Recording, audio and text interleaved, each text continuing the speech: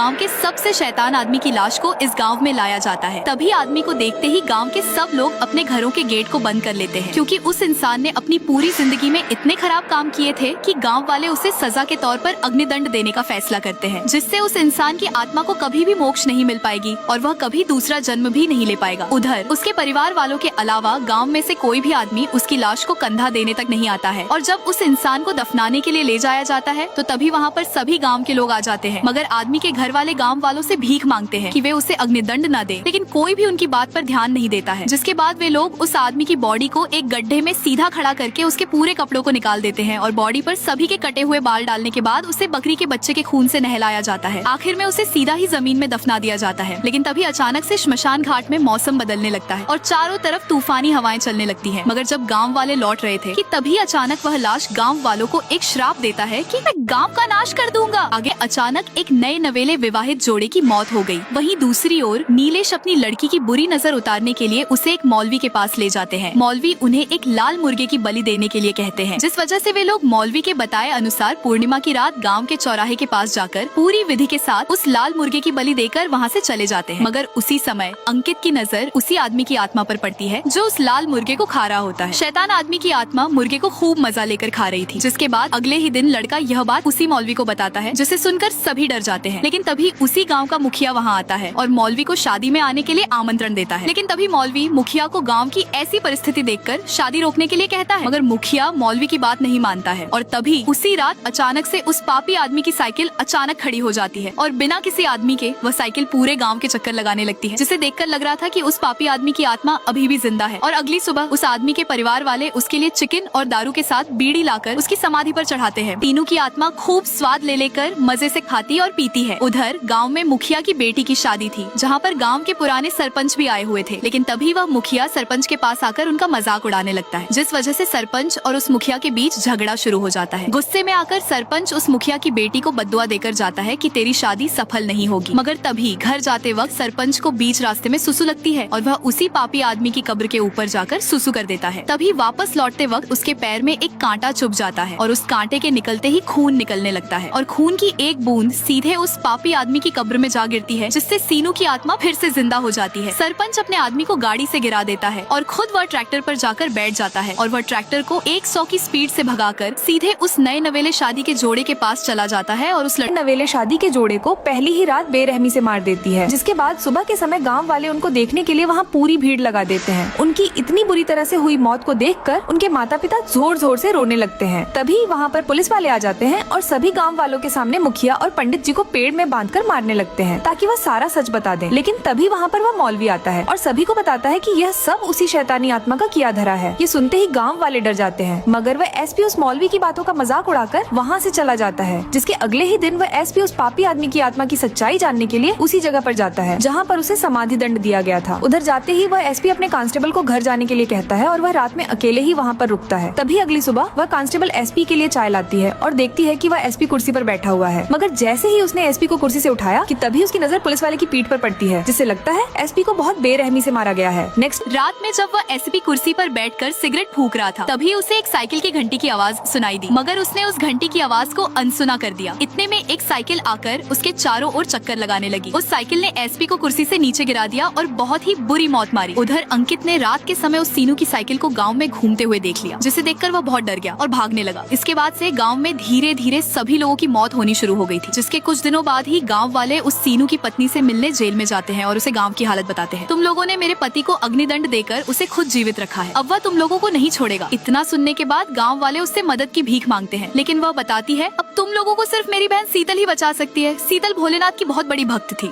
अब सीनू उस news reporter के शरीर में प्रवेश करके 7 तत्वों को अपने वश में करने की तांत्रिक विद्या सीख चुका था। उसका यह प्रचंड रूप देखकर गाँव के सभी लोग डर जाते हैं। सीनू गाँव वालों को भूखा प्यासा मारने के लिए गाँव के चारों ओर एक शक्तिशाली घेरा बना देता है, जिसे कोई भी पार नहीं कर सकता और अगर कोई व्यक्ति उसे पार करने की कोशिश करे तो वह अपनी जान गंवा बैठेगा। तभी एक आदमी उस जादुई लकीर को पार करने की कोशिश करता है, लेकिन लकीर पार करते ही उसका सिर धड़ से अलग हो जाता है। यह देखकर सभी गांव वाले सहम जाते हैं। कुछ दिन बीतने के बाद चारों ओर अकाल पड़ जाता है, लोग भूख प्यास के मारे मरने लगते हैं। तभी इसी बीच एक छोटी बच्ची की तबीयत बहुत ज्यादा खराब हो जाती है। उसे जल्द से जल्द अस्पताल ले जाना जरूरी था, जिस वजह से बच्ची के माता पिता उसे शीतल माता के पास ले जाते हैं और उनसे विनती करते हैं कि अब अब आप ही हमारी बच्ची को बचा सकती हैं, माता कुछ करिए। तब माता शीतल सुमित्रा को सीनू के पास नई नवेली दुल्हन के जोड़े में तैयार करके भेजती है ताकि सीनू सुमित्रा को देखकर पिघल जाए, और दूसरी ओर माता शीतल तांत्रिक मंत्र से उसकी शक्ति को कमजोर कर दे, जिससे बच्ची के माता पिता उस लकीर को पार कर अस्पताल जा सके। और आखिर में वैसा ही होता है। सुमित्रा की बातों में उलझकर सीनू का ध्यान भटक जाता है और शीतल माता माइक में पंचाक्षरी मंत्र का जाप करने लगती है। मगर तभी गाँव के यह कुछ कसाई इस ट्रक में सभी गाय को पकड़ कर लेकर जा रहे थे, जिसके पीछे एक छोटा बछड़ा भी दौड़ रहा था अपनी माँ को बचाने के लिए। लेकिन वह लोग उस छोटे से बछड़े को अपने पीछे पीछे ही दौड़ाए जा रहे थे, यहाँ तक कि उसे शराब की बोतल से भी मारे जा रहे थे। ऐसे ही करते हुए वे लोग बहुत दूर लेकर चले आते हैं। मासूम बछड़ा जैसे ही जोर से चिल्लाया, उतने में ही बछड़े की माँ तुरंत ट्रक का गेट तोड़कर उसके पास दौड़ती हुई चली जाती है। उतने में और सभी गाय भी ट्रक से नीचे उतर जाती है और तुरंत वहाँ से भागने लगती है। लेकिन वे लोग उन सभी गाय को पकड़ने के लिए फिर से उनके पीछे दौड़ जाते हैं और थोड़ी देर में ही उन सभी गाय को पकड़कर बड़ी बेरहमी से मारने लगते हैं। तभी वहाँ से जा रही एक बूढ़ी अम्मा उन सभी को सारी गाय को बहुत गलत तरीके से पीटते हुए देख वह जोर से भगवान को पुकारती है, जिससे उसकी आवाज पूरे जंगल में गूंजते हुए सीधे कई सालों से भोलेनाथ की तपस्या करती हुई शीतल के पास जाती है। उसके अंदर इतनी शक्ति रहती है कि उसकी आंख खुलते ही तुरंत सभी लोग बहुत बुरी तरह से चिल्लाने लगते हैं। नेक्स्ट माता शीतल उस शैतानी इंसान की समाधि के चारों ओर एक मंत्रित किया हुआ बंधन बांध देती है ताकि उस पापी आत्मा को शांत रखा जा सके। साथ ही वह गाँव वालों को यह भी समझाती है कि अगर कोई भी इंसान इस समाधि को छू लेगा तो उस पापी आदमी की आत्मा उस व्यक्ति के शरीर में प्रवेश कर जाएगी। लेकिन गांव में आया हुआ एक न्यूज रिपोर्टर अपना ड्रोन कैमरा उड़ाता है, जो कि सीधे उस पापी आदमी की समाधि पर जा गिरता है, जिसके बाद वह रिपोर्टर ड्रोन को उठाने के लिए उस आदमी की समाधि के पास जाता है। लेकिन बीच में ही भैरवा उसे रोककर वहाँ से जाने को कहता है और वह रिपोर्टर वहाँ से चला जाता है। लेकिन रात के 1 बजे वह रिपोर्टर छुपके से अपना ड्रोन लेने आ जाता है। वह उस पापी आदमी की समाधि के पास चला जाता है, मगर इतने में उसके हाथ से खून की एक बूंद सीधे उस समाधि पर गिर जाती है, जिससे वह पापी आत्मा फिर से जाग जाती है। दरअसल जब वह रिपोर्टर शमशान को पार कर रहा था, तब उसके हाथ में वह तार चुभ गया था और वह पापी आत्मा जागते ही उस रिपोर्टर के शरीर में प्रवेश कर जाती है। अब क्या? जब माता शीतल सीनू की आत्मा को बोली कि तुम ये सब गलत काम क्यों कर रहे हो, आखिर गांव वालों को मारकर क्या ही मिलेगा तुम्हें? तभी सीनू बोला, मैंने भी गांव वालों के सामने इसी तरह से भीख मांगा था कि मुझे अग्निदंड मत दो, लेकिन किसी ने मेरी नहीं सुनी, तो अब मैं क्यों सुनूं? अगर तुम भगवान की भक्ति छोड़कर मेरी हो जाओगी तो मैं गाँव वालों को छोड़ दूंगा। शीतल अब मान जाती है, लेकिन गाँव वाले तैयार नहीं थे। असल में सीनू शीतल के साथ संभोग करना चाहता था, लेकिन माता शीतल ओम नमः शिवाय का जाप करने लगी। इस वजह से सीनू उसे छू नहीं पा रहा था, इसीलिए शीतल को उठाकर बाहर फेंक दिया और मारने लगा। गांव वाले भी देखने के अलावा कुछ नहीं कर सकते थे। ठीक उसी समय एक छोटी बच्ची पूजा नंदी बाबा के पास आई और बोली, शीतल माता एक शिव भक्त है, अगर उसे कुछ हो गया तो हमारा तुम पर से भरोसा उठ जाएगा। तभी नंदी महाराज जाग गए और शीतल को अपनी दिव्य शक्ति से जीवित कर दिया। यह देखकर सीनू अपनी शक्ति का इस्तेमाल करने लगा और गाँव वालों की आत्मा वश में कर ली। लेकिन भगवान भोलेनाथ साक्षात प्रकट होकर शीतल को दिव्य त्रिशूल दिया। अब शिव शक्ति के आगे सीनू टिक नहीं पाया और जलकर राख हो गया।